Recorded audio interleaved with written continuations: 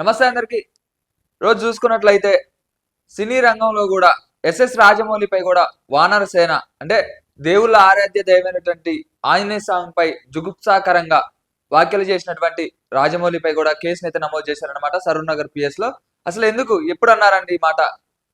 SS Rajamouli recent కొత్త movie SSMB 29 movie Varanasi అనే movie title launch event లో కూడా రాజమౌళి గారు ఒక కీలక వ్యాఖ్యలు అయితే చేశారనమాట. హిందూ దైవమైనటువంటి ఆంజనేయ స్వామిపై కూడా అసలు ఏమని చేశారంటే, హనుమంతుడు ఈయనేం దేవుడు, ఇతడు దేవుడా అనే జుగుప్సాకరంగా అవమానకరంగా ఇతర మతాల మధ్య ద్వేషాన్ని రగిలించే ఉద్దేశంతో ఆయన విద్వేషపూరితంగా ఈ మాటలన్నీ కూడా అన్నారని చెప్పి కూడా వానర సేన అనే వాళ్ళు కూడా కేసునైతే నమోదు చేశారు. అంటే రీసెంట్ గా వచ్చిన ప్రతి ఒక్క మూవీలో కూడా ప్రతి ఒక్క దాంట్లో కూడా హిందూ దేవులని ప్రాముఖ్యంగా చేసుకొని ఒక క్లైమాక్స్ లో కావచ్చు, ప్రతి ఒక్క దాని మీద కూడా హిందూ దైవమైనటువంటి రాములు కావచ్చు, అలాగే ఆంజనేయ స్వామి కావచ్చు, అలాగే శ్రీకృష్ణుడు, ప్రతి ఒక్క దేవులను కూడా సినిమాలో పెట్టడం చూస్తూనే ఉన్నా.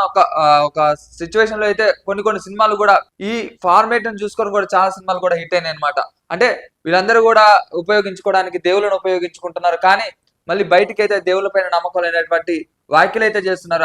అందరూ సినీ రంగ ప్రముఖుల ముందు కావచ్చు, మీడియా ముందు కావచ్చు, జుగుప్సాకరంగా ఈ మాటలు అంటంతో వాళ్ళందరూ కూడా హట్ అయ్యి వానర సేన వాళ్ళందరూ కూడా హట్ అయ్యి కూడా ఇలా సరూర్ నగర్ పిఎస్ లో అయితే కేసును అయితే నమోదు చేశారనమాట. అయితే పోలీసులు దాన్ని దర్యాప్తు చేస్తున్నారు.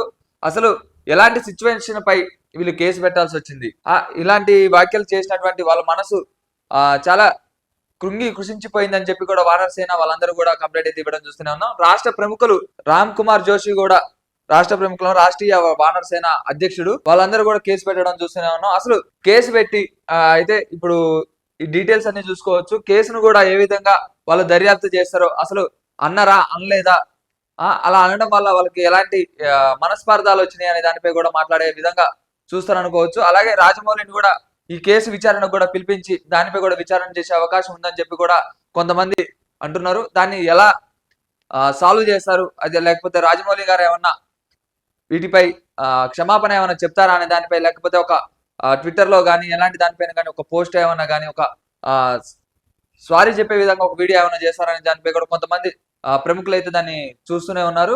ప్రతి ఒక్క దాన్ని కూడా దేవుళ్ళపై ఉపయోగించుకుంటున్నారు కాబట్టి వాళ్ళందరూ కూడా మాట్లాడేటప్పుడు కూడా కొంచెం చూసి మాట్లాడాలని చెప్పి కూడా కొంతమంది అంటున్నారు. అయితే చూద్దాం అసలు ఏం జరుగుతుంది అనే దానిపై, కేసుపై ఎలాంటి విచారణ వస్తుందనే దానిపై కూడా మనం చూస్తూనే ఉన్నాం. Thank you. షేర్ చేయండి, లైక్ చేయండి, సబ్స్క్రైబ్ చేయండి. మరిన్ని వీడియోల కోసం బెల్ సింబల్ పై క్లిక్ చేయండి.